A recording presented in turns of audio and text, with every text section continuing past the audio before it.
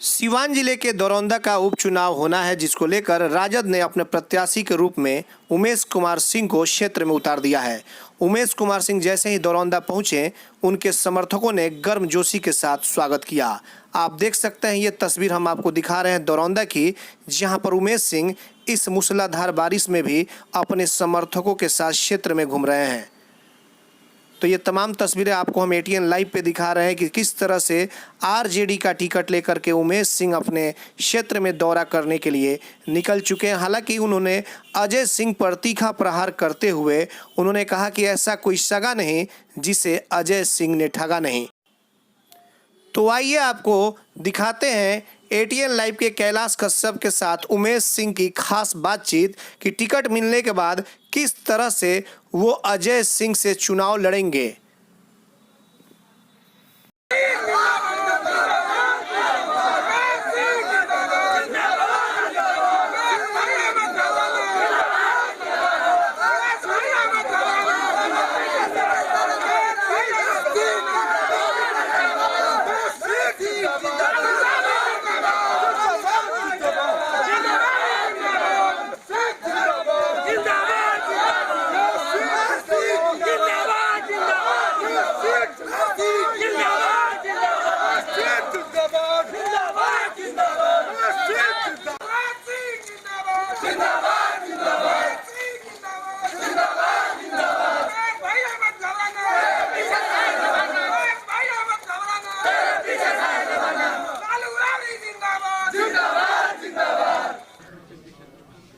दरौंदा विधानसभा उपचुनाव का जो बिगुल बजा था और कल दोपहर में राजद ने अपने प्रत्याशी की घोषणा कर दी। उमेश सिंह को राजद ने अपना प्रत्याशी बनाया दरौंदा से, और कल टिकट लेने के बाद आज उमेश सिंह अपने घर पहुंचे हुए हैं। कल हम शाम को जब इनके घर पे आए थे तो यहाँ पे जश्न का माहौल था। इनके जितने समर्थक इनके गांव के लोग थे, इनके परिवार के लोग थे, कल शाम से ही यहाँ पे मिठाइयाँ बांटने का दौर चल रहा था। लोगों को एक दूसरे को सभी लोग मिठाइयाँ खिला रहे थे। आज उमेश सिंह यहाँ दरौंदा का सबसे प्राचीन मंदिर जो इस क्षेत्र में पड़ता है, मेहदार महेंद्रनाथ का, वहाँ से पूजा अर्चना करने के बाद उमेश सिंह यहाँ अपने घर पे पहुँचे हुए हैं।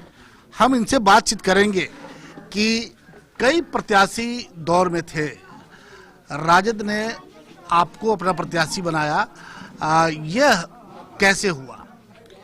कई प्रत्याशी जब चुनाव आते हैं तो लगते हैं, परंतु मैं राजद का कर्मठ सिपाही रहा हूं। आज से नहीं, जब से मेरे बाल्यकाल से जब से होश आया तब से मैं आरजेडी में ही हूं और 12-14 साल से कार्यकर्ता के रूप में सेवा किया हूं। कुर्सी लगाने का भी काम किया हूं और पार्टी के हर फंक्शन में काम किया हूं।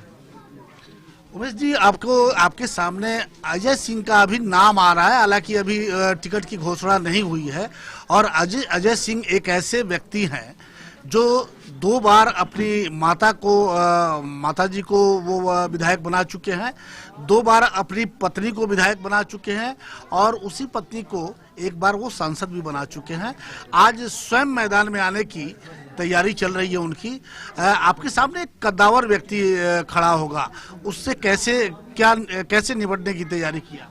ये बात तो आपका सही है कि अपने पत्नी और माता को बना पाए, परंतु एमएलसी चुनाव था तो खुद नहीं बन पाए।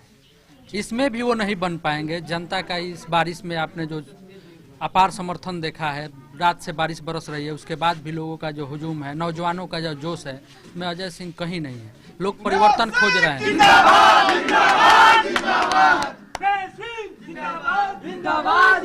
कैसे अच्छा क्या मुद्दा होगा इस दरौंदा विधानसभा का? चूंकि 8 महीने का कार्यकाल बचा हुआ है, क्या मुद्दा होगा इस चुनाव में? सबसे पहले तो हम जनता से यही मांगे कि आपने एक परिवार को 12 वर्ष दिया है, मुझे सिर्फ 8 महीना दे के देखिए। विधायक का काम क्या होता है, विधायकी क्या होता है, हम दिखाएंगे।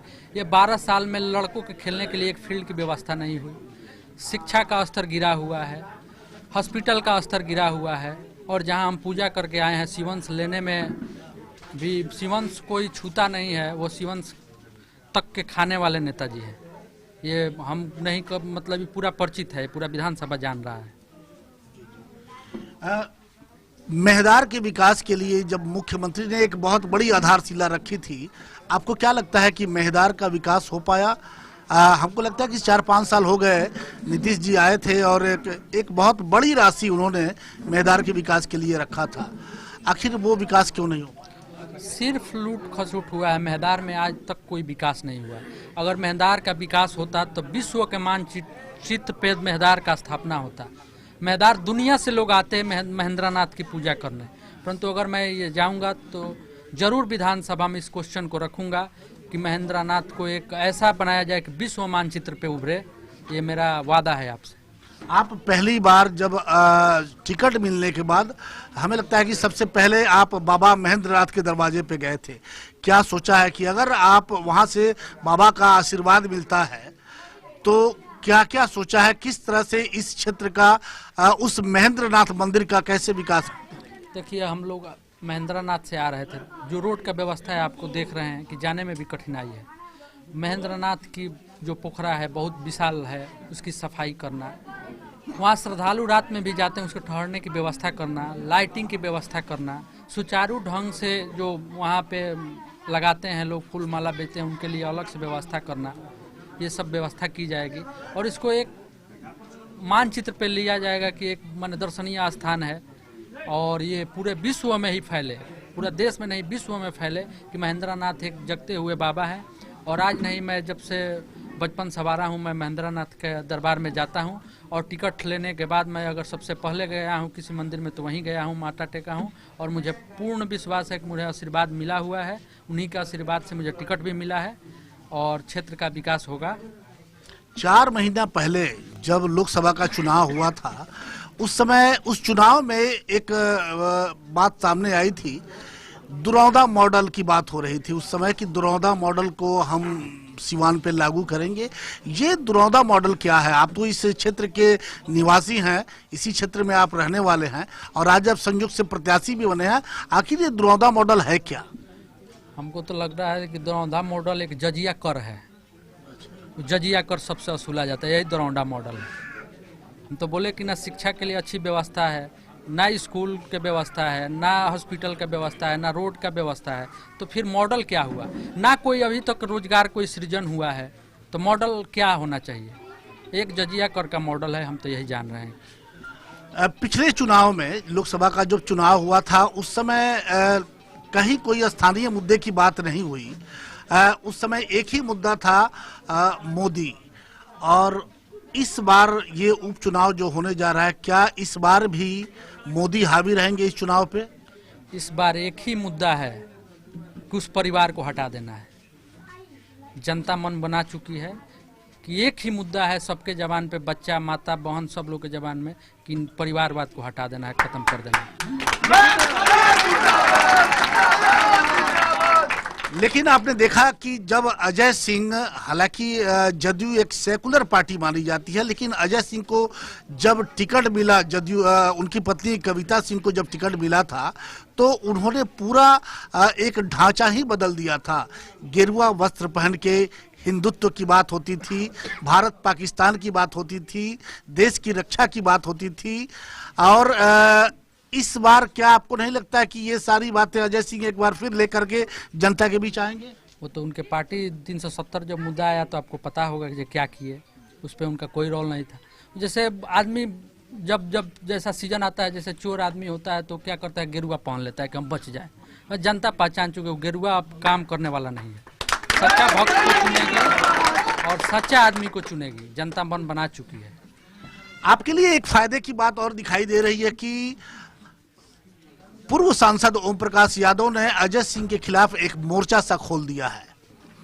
उनका कहना है कि अजय सिंह सत्ता के भूखे हैं, वो सत्ता और कुर्सी के लिए कहीं भी जा सकते हैं। उन्होंने साफ शब्दों में, ओम प्रकाश यादव ने साफ शब्दों में कहा कि ये सत्ता के लिए शहाबुद्दीन जो राजद के बहुत बड़े नेता हैं, उनके दरवाजे जेल तक पहुंच गए थे उनसे समर्थन मांगने के लिए, लेकिन शहाबुद्दीन ने मिलने से मना कर दिया था। ये सत्ता के लिए कुछ भी कर सकते हैं, क्या आप ये मानते हैं?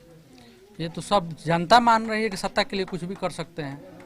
तो आज जिस तरह से ओम प्रकाश यादव, हालांकि एनडीए का यहाँ पे शासन गठबंधन है, जब बीजेपी का पूर्व सांसद इस भाषा में, इस शैली में बात कर रहा है, तो कहीं ना कहीं चुनाव प्रभावित होगा और उसका सीधा फायदा शायद आपको मिल सकता है। देखिए, चुनाव प्रभावित तो होना ही है, इसमें कोई दो राय नहीं है, परंतु मेरे साथ गरीब गुरबा हर मजहब के लोग और मेरे नौजवान साथी बहुत तन मन और धन से लगे हुए हैं और समर्थन कर रहे हैं। मुझे एक आम कार्यकर्ता को टिकट मिला है, ना मैं, मेरे परिवार का कोई पृष्ठभूमि राजनीति से नहीं, माँ मेरी माँ मुखिया हुई है और मैं एक छोटा सा कार्यकर्ता हूँ। मेरे पिताजी किसान हुआ करते थे और मुझे पार्टी ने इतना भरोसा दिया है, तो पार्टी कुछ देख के दी है। माननीय प्रभुनाथ बाबू, माननीय हिना साहब, बिहारी चौधरी, लालू जी और राबड़ी जी ने कुछ समझ के हमको टिकट दिया है। जनता, कोई हम पैराशूट से उतर के नहीं आए हैं, यहाँ 12 साल 15 साल से वर्क किए हैं, इसलिए आए हैं। तो जनता एकदम भरपूर समर्थन करेगी, तन मन, और एकदम आप ऐतिहासिक यहाँ का परिणाम होगा। जो आला कमान बैठे हैं वो चिंतित हो जाएंगे ऐसा परिणाम क्यों हुआ है। लेकिन आपके दल में भी जिस तरह से अभी खबरें आ रही हैं कि आपके महागठबंधन में भी कई दल, कांग्रेस भी अलग हो गया, हम भी अलग हो चुका है, तो इसका भी प्रभाव कहीं आपके चुनाव पे पड़े? जी नहीं, इसका कोई प्रभाव नहीं पड़ेगा। सब लोग साथ रहेंगे, थोड़ा सा होता है परंतु सब लोग आ जाएंगे, कोई इसमें चिंता की बात नहीं है। चलिए, आज तो आप अपने टिकट लेने के बाद अपने गांव पहुंचे हैं। अब जो चुनाव की सबसे पहली प्रक्रिया होती है नामांकन, वो अब कब करेंगे आप? देखिए, मैं 30 तारीख को नामांकन करूंगा और आपके चैनल के माध्यम से सभी को बताना चाहता हूं, 30 तारीख को आप ज़्यादा से ज़्यादा संख्या में सिवान पहुंचे और नामांकन को सफल बनाएं। चलिए, आपने देखा कि उमेश सिंह जब पहली बार पटना से टिकट लेने के बाद आज पहली बार अपने घर पहुंचे हुए हैं और सबसे पहले बाबा महेंद्रनाथ के दरबार गए और उसके बाद वो घर पे पहुंचे हैं। इनके पीछे आप देख सकते हैं कि जो 50-60 गाड़ियों का काफिला था, जिसके साथ हम भी थे, और यहाँ पे गर्मजोशी के साथ दुरौदा के लोगों ने इनका स्वागत किया है। और जिस तरह से उन्होंने कहा कि सिर्फ 8 महीना उनको चाहिए, जो 12 साल से नहीं हुआ है वो 8 महीना में होगा, और एक विधायक का कर्तव्य क्या है वो उन्होंने साफ शब्दों में कहा कि वो मैं 8 महीना में बताऊंगा, अगर जनता ने मुझ पर भरोसा जताया। अब देखना है कि दुरौदा विधानसभा क्षेत्र की जो जनता है वो 21 तारीख को उमेश सिंह के साथ होती है, महागठबंधन के साथ होती है, या फिर जिस तरह की बातें हो रही हैं, अब इस राजनीतिक उपचुनाव का ऊंट किस करवट बैठता है, ये तो अब आने वाला 24 तारीख को पता चलेगा कि जनता उमेश सिंह के साथ है या फिर एक बार जो चार बार से विधायक बनाते आ रहे, आज स्वयं वो मैदान में हैं, अजय सिंह के साथ जाती है। लेकिन एक सवाल और शायद अधूरा रह गया। उमेश जी, लोकसभा चुनाव में अजय सिंह का पूरा क्षेत्र, ये कैंपेनिंग का वो सेंटर बना हुआ था, कर्णजीत सिंह उर्फ व्यास सिंह का मकान, जहां से उन्होंने अपनी राजनीतिक शुरुआत की, कैंपेनिंग की। इस बार व्यास सिंह भी मैदान में है, ये कैसा लड़ाई होगा यहाँ पे? ऐसा कोई सगा नहीं जिसको अजय सिंह ने ठगा नहीं। हर आदमी को इस लोकसभा लड़े तो 15 आदमी को टिकट बांट चुके थे और टिकट अपने ले रहे हैं, तो समझ लीजिए कि कैसा आदमी है। ऐसा कोई सगा नहीं जिसको अजय सिंह ने ठगा नहीं। तो आखिर ये कब तक ठगने का काम जारी रहेगा? 24 तारीख को ठगने वाला काम समाप्त हो जाएगा।